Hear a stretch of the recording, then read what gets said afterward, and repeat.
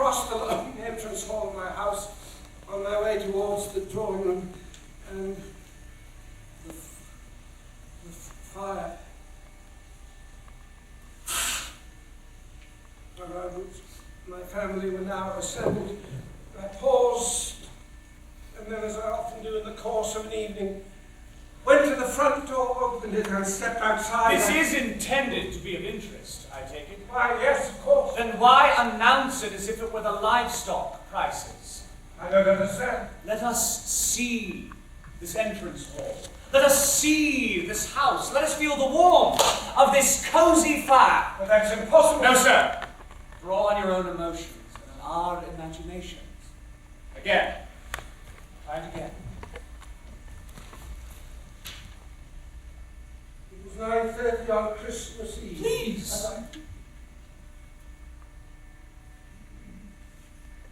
It was 9:30 on Christmas Eve as I crossed the long entrance hall of my house on my way towards the drawing room and the fire around which my family were now assembled. You will excuse me. I know that what you read holds particular significance for you, that it is possible it may even cause you some distress. But I must implore you, have some sympathy for your audience. Sir, believe me, sir, speak thus before an audience, and you will see them one by one expire with boredom.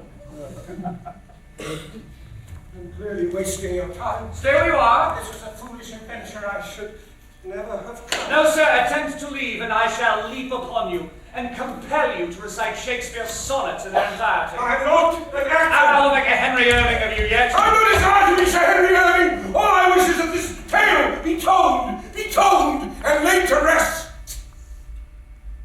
so I may sleep without nightmares. I saw you in the Dolphin public house. You did, yes. As tormented, distraught a man as I have ever seen. When I asked you why, you told me a tale that chilled me to the marrow. I understood, I sympathized, and I made a bargain with you. We would purge you of your nightmare, but we would do it on my ground. The theatre! The theater! And to that end, you need the confidence to stand up and make a go of it. Confidence? Yes, confidence. Now then, 9:30, Christmas Eve, excitement, anticipation, crisp air, crackling fire, children asleep, with stockings by their bedposts. A happy family, content, delighted, and, above all, at peace. It was 9:30 on Christmas Eve as I... It was 9:30 on Christmas Eve. What time was it? 9:30. Not on Christmas Eve, by any chance. It was 9:30 on Christmas Eve. That's it! as I... Much better. Authority, projection. You see, it doesn't come in 5 minutes. Performance is an art, acquired through tears and time. I would be encouraged, sir, if every time I offered some advice, you would not take up your manuscript and make to stalk out of the theatre. Advice? Advice? This is not the performance I wish to give. I wish to speak it. No more for my family, only for those who need to know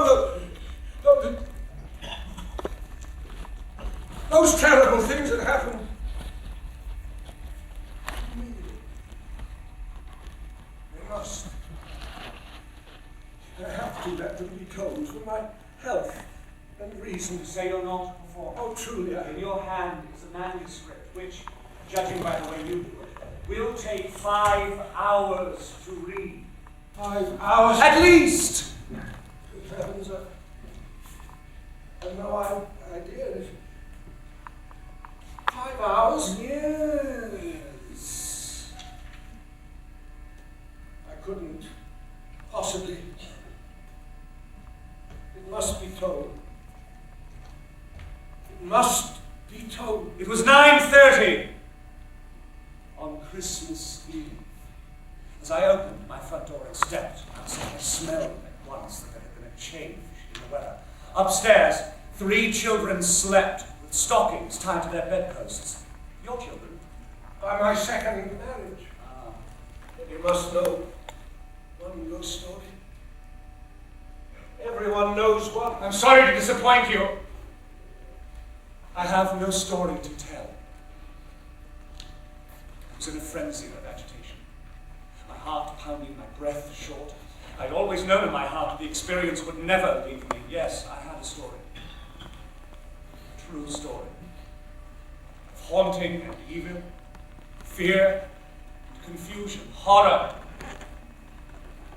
and tragedy. But it was not a story to be told around the fireside on Christmas Eve.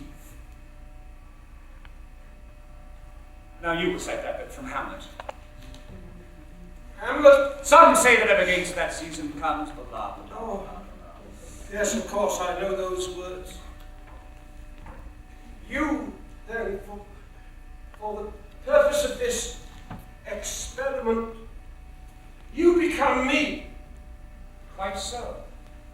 And you, for the purpose of this performance, you draw on your remembrance to be those people that you met, those that played their parts in your story. So I am not a performer. This must not be entertainment. Those most horrible events must not be treated as amusement or diversion. I insist, sir. And I insist, no matter how horrible, if your tale is to be heard, it must be offered in a form that is remotely palatable. Well, yes, of course. You say you're not a performer and never were. I was a lawyer. Shall I remind you, Mr. Arthur Kipps, of the Shoreditch players? Have you forgotten our conversation in the Dolphin? Were you not a memorable Hamlet and hilarious Andrew Aguecheek?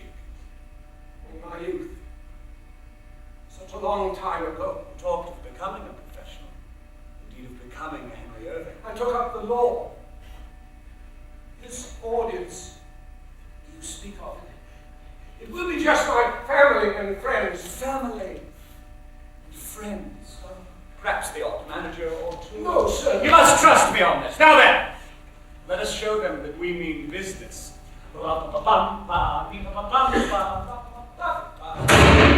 So, your cue is fear and confusion, horror and tragedy, but it's not a story to be told around the fireside on Christmas Eve.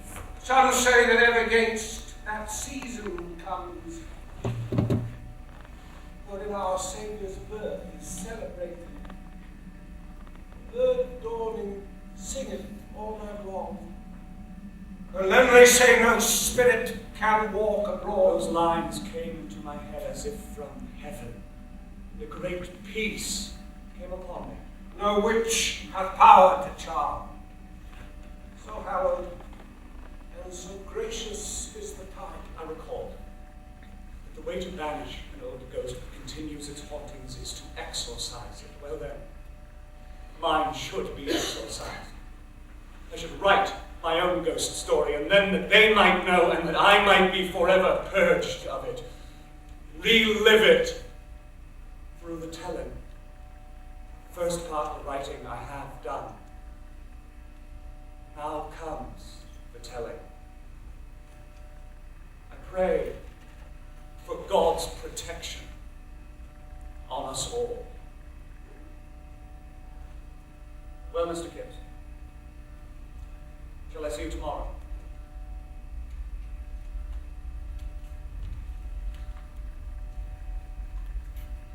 Tomorrow. Good.